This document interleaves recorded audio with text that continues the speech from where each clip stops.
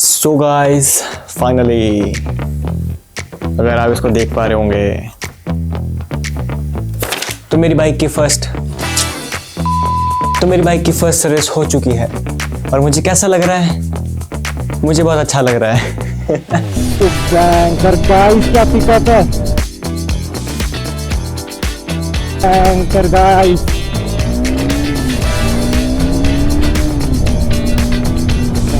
यार भाई गाइस, इसका सीन पता क्या है? ये बहुत ज़्यादा क्रेजी मशीन है भाई। तो इस वीडियो में मैं तुम्हारे 3 डाउट्स क्लियर करने वाला हूँ। सबसे पहला डाउट क्लियर होगा कि सर्विस जो है वो कितने में होती है, मतलब कितना चार्ज लगता है सर्विस को। हालांकि वो फ्री सर्विस है लेकिन फिर भी उसमें भाई चार्जेस होते हैं, तो कितना लगता है। दूसरा डाउट ये क्लियर करूंगा कि इसमें कितना इंजन ऑयल डलता है, 1300 ml की 1600 ml, कितना इंजन ऑयल इस बाइक में डलता है और कितना रिक्वायर्ड है और कितना सफिशिएंट है और कितना कम है और कितना ज़्यादा है। और तीसरा सबसे मेन डाउट कि बाइक में अभी तक फर्स्ट सर्विस तक मुझे कोई इशू महसूस हुआ है बाइक में, और अगर हुआ है तो वो क्या है और क्या नहीं है। तो घर से लेकर सर्विस सेंटर का जो सफ़र था वो मैंने रिकॉर्ड नहीं किया क्योंकि मेरे पास गोप्रो नहीं है और गोप्रो के नाम पे मेरे पास एक फ़ोन और फ़ोन में है अकाल स्टोरेज का। तो मैंने रहने दिया कि चलो छोड़ो, हम वहीं पे जाके रिकॉर्ड करेंगे। तो जैसे मैं वहाँ पे पहुँचता हूँ तो मैं वहाँ पे देखता हूँ कि जो मैडम थी सिक्योरिटी वाली, वो मुझे पूछते हैं कि क्या काम है बोसो वगैरह वगैरह। तो मैं उनको बताता हूँ कि ऐसा कुछ सीन है। तो वो आते हैं मेरी बाइक के पास और नंबर प्लेट के पास पहुँचते और नंबर नोट करना शुरू करते हैं। लेकिन नंबर नोट करने लायक वहाँ पे था ही नहीं क्योंकि मेरी बाइक पे लिखा था AF। तो उन्होंने उसको AF ही रहने दिया। मुझसे मेरी डिटेल पूछी और मुझे कहा कि अपनी बाइक को यहीं छोड़ो और वेट करो। तो मैं बस वेट करता रहा, धूप भी सेकता रहा। तो कुछ देर बाद क्या होता है, मैकेनिक भाई साहब आते हैं और मेरी बाइक को पूछते हैं कि आपकी बाइक है? तो मैं कहता हूँ हाँ ये मेरी बाइक है। तो फिर वो कहते हैं कि ठीक है मैं राइड लेके आता हूँ। तो मैं कुछ नहीं बोलता हूँ, वो जाते हैं, वो राइड लेके वापस आते हैं। और जैसे वापस आते हैं मैं सोचता हूँ कि इनको यहीं बता देना चाहिए कि मुझे कुछ समस्याएं आ रही है इसमें। वीडियो को आगे बनाने से पहले भाई मैं कुछ चीज़ें बताना चाहूँगा कि मुझे 3 समस्या मेरी बाइक में दिख रही थी। 3 में से जो पहली समस्या थी वो थी मेरी इंजन को लेकर के, जो कि बहुत गंभीर समस्या थी भाई मेरे लिए। मतलब मेरे इंजन से तेल लीक हो रहा था, मतलब ऑयल लीकेज की कुछ इशू आ रहा था मुझे। तो एक वो समस्या थी। दूसरी समस्या मेरी थी कि जब मैं फ्रंट ब्रेक अप्लाई कर रहा था अपने बाइक के तो कुछ चूं चूं चूं वाली आवाज़ आ रही थी। जैसे मतलब तुम्हारी सरकारी बसों में आवाज़ नहीं आती, मतलब अपने हरियाणा रोडवेज हो गई, हिमाचल सरकार की पुरानी बसें हो गई, नहीं तो नहीं पुरानी बसें हो गई या जो भी होती है, उन सब में एक आवाज़ आती है बड़ी अजीब सी। तो वैसी आवाज़ मुझे मेरी बाइक में दिख रही थी जब मैं फ्रंट ब्रेक अप्लाई कर रहा था। और थर्ड जो इशू था वो था शॉकर्स को लेके। तो मैंने एक माउंट लगा रखा है जिससे मैं कुछ क्रेजी वीडियो रिकॉर्ड करता हूँ जब मेरा मन करता है। तो भाई मुझे लगा कि उससे आवाज़ आ रही है, लेकिन वो उससे नहीं, मेरे शॉकर से आवाज़ आ रही थी कुछ, मतलब उससे भी आ रही थी लेकिन शॉकर से भी कुछ आवाज़ आ रही थी। तो भाई ये कुछ प्रॉब्लम्स थी, तो मुझे इसके बारे में थोड़ा दिखाना ही पड़ा। जब अंदर जाते हैं तो मैं वहाँ देखता हूँ कि वहाँ पे ना कुछ चीज़ें लगी हुई थी, मतलब जिस पे बाइक्स से उठी हुई थी, कुछ लिफ्ट बोल सकते हैं शायद उसको, या कुछ भी भाई जो भी था, प्लेटफॉर्म रैंप कुछ भी कह सकते हैं, वो वहाँ पे लगा हुआ था। तो मुझे लगा शायद हमारी बाइक भी वहाँ पे चढ़ेगी। लेकिन भाई क्या होता है, वो रैंप इतना सा था, मतलब जितना मेरा टायर है ना बाइक का भाई, उससे हल्का सा चौड़ा होगा वो, बस इतना ही था वो। तो मुझे लगा कि भाई इस पे चढ़ी तो भाई कुछ नहीं रहेगा। और मतलब सेंटर स्टैंड तो मेरे पास में है नहीं, तो पैडॉक स्टैंड के साथ इसको स्टैंड पे लगाना पड़ेगा वहाँ पे। तो मुझे भाई सही में लग रहा था कि ये भी जाएगी, पैडॉक स्टैंड भी जाएगा और बचेगा तो कुछ थोड़ा बहुत चिथड़े या चिथड़ा, कुछ भी कह सकते हैं।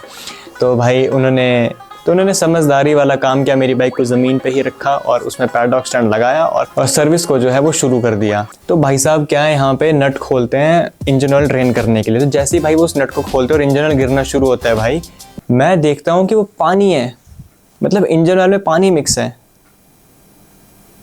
खैर वो सच में इंजन ऑयल में पानी मिक्स नहीं था, गलत मत समझना, लेकिन भाई वो बिल्कुल पानी की तरह था।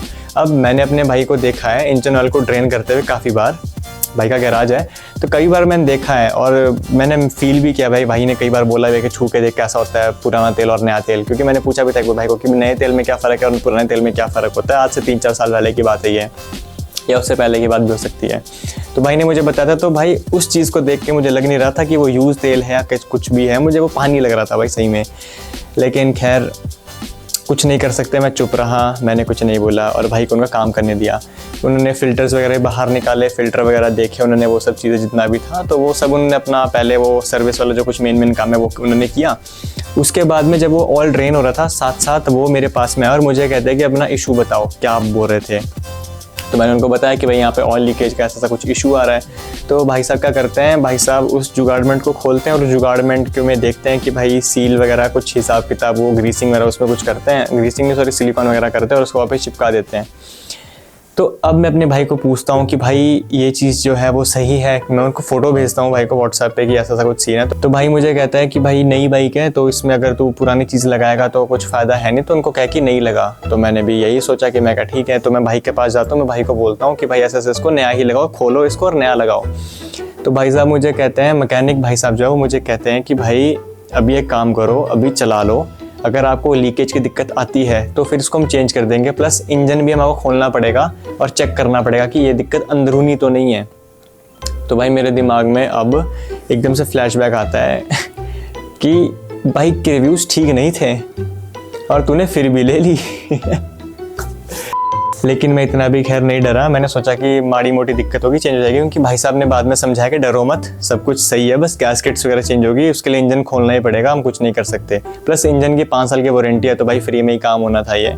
तो मुझे फिर लगा कि चलो ठीक है, कोई दिक्कत वाली बात नहीं है। लेकिन फिर भी मैंने उनको कहा थोड़ा एग्रेसिवली कि भाई इसको बदलना ही पड़ेगा, इसको बदलो, आप नौबत मत लेके आओ ऐसी कि ऐसा कुछ करना पड़े। तो भाई साहब पहले नहीं समझा रहे थे, उसके बाद भाई ने मुझे समझाया भी क्या, भाई ने मुझे सीधा बोला कि भाई बात है ऐसी, मेरे पास में चीज़ अवेलेबल नहीं है, मेरे पास में दूसरी गैस्केट अवेलेबल है जो कि इसमें नहीं लगेगी। तो ख़त्म हो गई बात भाई, अब क्या बात करूँ भाई से मैं चुप रहा, मैंने कुछ बोला ही नहीं, मैंने बस सिर हिलाया और मैंने बोला ठीक है। तो जीते हैं भाई, क्या जाता है, देखते हैं, अगर दिक्कत लगेगी तो भाई सच में सर्विस सेंटर जाना पड़ेगा और इंजन को बाहर निकालना पड़ेगा, कुछ भी हो सकता है भाई, भगवान जाने क्या बोले क्या ना बोले, लेकिन सही है, कोई दिक्कत नहीं है। फिर उसके एकदम बाद एक सायरन सा बजना शुरू हो जाता है और सायरन जैसे ही बजता है मैं सोचता हूँ कि कुछ तो घपला हो रहा है और भाई साहब भी बोलते हैं मेरा लंच टाइम होगा तो मैं जा रहा हूँ, बाद में मिलते हैं। तो मैं ऐसे कि मैं कितना वेट करना पड़ेगा, भाई साहब बोलते हैं आधा घंटा। तो मैंने कहा कि मैं कहा ठीक है, मैं वेटिंग रूम में चल जाता हूँ, जिसको हम कस्टमर लॉन्च कहते हैं, वहाँ मैं बैठ जाता हूँ।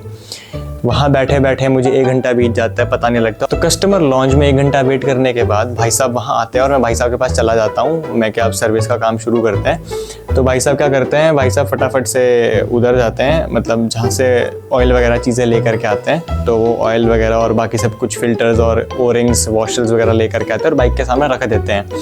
भाई यहाँ पे मैं एक चीज़ बोलना चाहूँगा आप लोगों को, जब भी आप सर्विस कराओ तो आपके जो ओरिंग्स होती है या फिर जो आपकी गैस्केट्स होती है या फिर छोटी छोटी रबर की वॉशल्स होती है, वो सारी चेंज करवाओ, हमेशा चेंज कराओ। वो यूज्ड मत लगाओ, जो लगी हुई है वो मत लगाओ, उसको रिमूव करके नई उस पर लगाओ।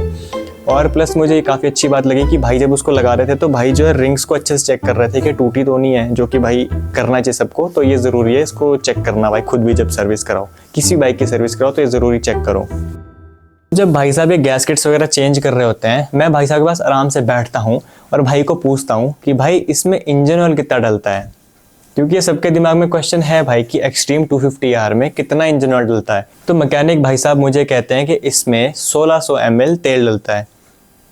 और मैं ऐसा होता हूँ कि भाई ये मुझे कोई पहला मैकेनिक मिला जिसने 1600 ml मुझे बोला, नहीं तो सारे भाई मुझे 1200 या 1300 ml बोल रहे थे। प्लस जो शोरूम है भाई उसने तक मुझे बोला कि इसमें 1300 ml तेल डलता है, जो कि बहुत गलत है, बहुत गलत है भाई। मैकेनिक भाई को पता था, मैकेनिक भाई बहुत अच्छे हैं।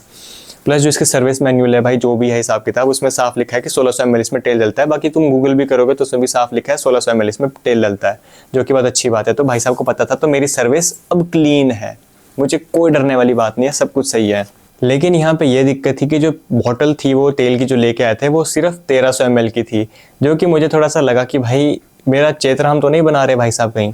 लेकिन ऐसा कुछ नहीं था, भाई ने नट वगैरह सब कुछ लगाया और उसके बाद जब वो तेल डालना शुरू करते तो एक पूरी बॉटल उन्होंने वो डाली 1300 ml की, जो कि शायद 1300 भी नहीं होता है, वो कुछ 1200 के अप्रॉक्स होता है। और एक जग में अलग से वो 3 से 4 लीटर इंजन ऑयल लेकर के आते हैं और वो उसको मिक्स कर देते हैं उसमें, जो कि अब मेरे दिमाग को संतुष्टि और दिल को भी संतुष्टि देता है कि भाई मेरा जो सीन है वो सही है। मतलब पूरा का पूरा 1600 ml इसमें तेल डला है, ऊपर नीचे थोड़ा बहुत चलो चलता है, कोई दिक्कत नहीं, लेकिन 1600 इसमें डलना था तो डला है, मेरे सामने डला है और डला है, कोई दिक्कत वाली बात नहीं है, 1600 ml के लिए इसमें डला है। तो फिल्टर्स वगैरह बदले जाते हैं और मेरी जो मेन सर्विस थी वो पूरी कंप्लीट हो जाती है। उसके बाद मैकेनिक भाई जो है वो मेरे सेकंड इशू की तरफ आते हैं। पहला इशू तो सॉल्व कर दिया इंजन वाला, दूसरा इशू था ब्रेक्स को लेकर के।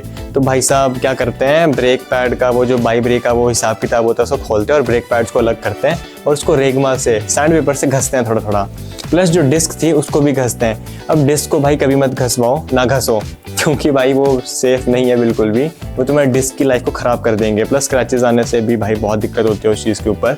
लेकिन भाई वो मैकेनिक भैया 7 साल का उनका एक्सपीरियंस है, उन्होंने बहुत तरीके से उस काम को किया। उन्होंने 1 2 और बीच बीच में से ऐसे से करते हुए उन्होंने काम कर दिया, लेकिन उन्होंने ज़्यादा नहीं घसा, उन्होंने थोड़ा थोड़ा साफ़ किया, क्योंकि पता नहीं पर उन्होंने थोड़ा थोड़ा उसको साफ़ किया। और उसके बाद उन्होंने ब्रेक पैड को भी साफ़ किया, उसको वापस लगाया और मेरी ब्रेक का इशू भी सॉल्व हो गया। तीसरा इशू जो था वो था शॉकर्स को लेकर के। तो भाई ने शॉकर को नहीं छेड़ा ना कुछ किया, बस मेरी बाइक की वॉशिंग हुई और शॉकर सही हो गया। 1 हफ्ते से मैंने बाइक को धोया नहीं हुआ था और मैंने बाइक को बहुत ही मस्त ऑफ रोड में चलाया था और पता नहीं कहाँ कहाँ नहीं चलाया। और भाई बाइक बहुत गंदी थी, तो चूं चूं की आवाज़ का रीज़न वो एक था कि भाई बाइक नहीं धुली हुई थी। तो तीनों जो इश्यूज़ थे मेरे सॉल्व हो गए, ब्रेक, शॉकर्स और इंजन का, तीनों सॉल्व हो गए। लेकिन इंजन का खैर अभी सॉल्व नहीं हुआ, अभी पता लगेगा जब मैं थोड़ा बाइक को और चलाऊँगा। अभी तक तो मुझे कोई दिक्कत नहीं दिख रही है, इंजन में से ऑयल लीकेज का कोई ऐसा इशू नहीं आ रहा है, सब कुछ ओके है भाई। तो जब ये सारा तामझाम हो गया तो मेरी बाइक चल जाती है वॉशिंग के लिए। और वॉशिंग भाई जैसे मैं कह रहा हूँ कि 1 हफ्ते से मैंने बाइक धुलाई नहीं थी, तो मैंने इसलिए भी नहीं धुलाई थी क्योंकि मैं सोच ही रहा था कि मैं 1-2 हफ्ते बाद तो मुझे वॉशिंग के मुझे सर्विस करानी पड़ेगी, तो वहीं मेरी फ्री की वॉशिंग हो जाएगी। तो भाई फ्री की चीज़ इसको पसंद नहीं है, तो मैंने भी यही सोचा, तो मैंने वॉशिंग कराई नहीं थी बाइक की काफ़ी टाइम से, मतलब 1 हफ्ते से।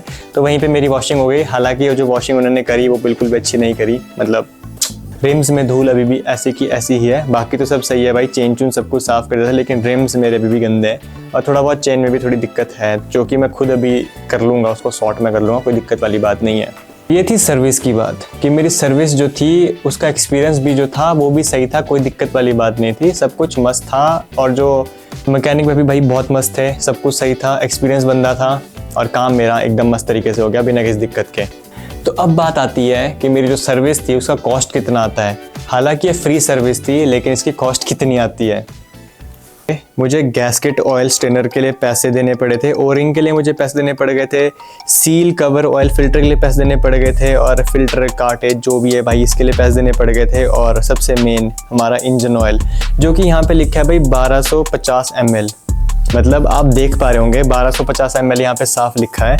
और मेरे सामने जो पेट्रोल मतलब तेल डला उसके अंदर वो पूरा 1600 ml डला, या 1600 भी नहीं कह सकते, 1500 कुछ अप्रॉक्स डला उसमें तेल। तो यहाँ बिल्कुल भाई मिसलीड मत होना, क्योंकि कुछ यूट्यूबर्स क्या करते हैं भाई, वो आपको दिखाते हैं कि यहाँ पे जो बिल में पेट्रोल बिल में जो इंजन ऑयल लिखा है वो 1200 कुछ लिखा है और बाइक में 1200 डला है, और आप अपने मैकेनिक को जाके बोलो कि इतना डालो इतना डालो। तो भाई ऐसा कुछ करने की ज़रूरत नहीं, मिसलीड मत हो। मेरे सामने उन्होंने तेल डाला है, उसमें 1300 ml की बॉटल थी, 1300 भी क्या चलो 1250 की वो एक बॉटल थी, और 400 या 300 ml का उन्होंने वो डाला, मतलब अप्रॉक्स 1500 ml कुछ मेरा उसमें इंजन ऑयल डला।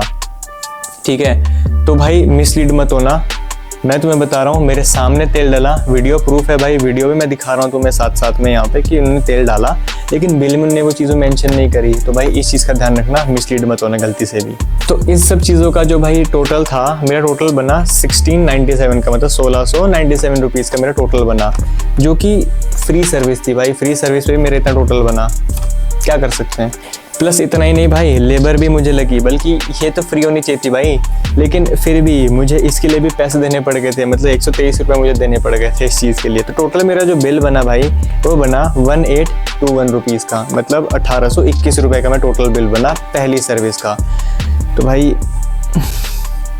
ठीक है भाई, लेकिन हीरो की भाई सबसे अच्छी मुझे एक बात लगी, जब मैं बाइक को वहाँ पे लेकर गया सर्विस के लिए, तो एक हीरो का जो ऐप आता है, मुझे लगा भाई वो यूजलेस ऐप है, वो मेरे फ़ोन में चल नहीं रहा था, लेकिन सर्विस के बाद से भाई मेरे फ़ोन में पता नहीं कैसे वो चलने लग गया, मुझे मज़ा आ गया काफ़ी। मतलब सर्विस से 1 दिन पहले ही चलने लग गया था, खैर पता नहीं कैसे, लेकिन सर्विस के बाद तो और अच्छा चल रहा है भाई ऐप, वो पता नहीं कैसे।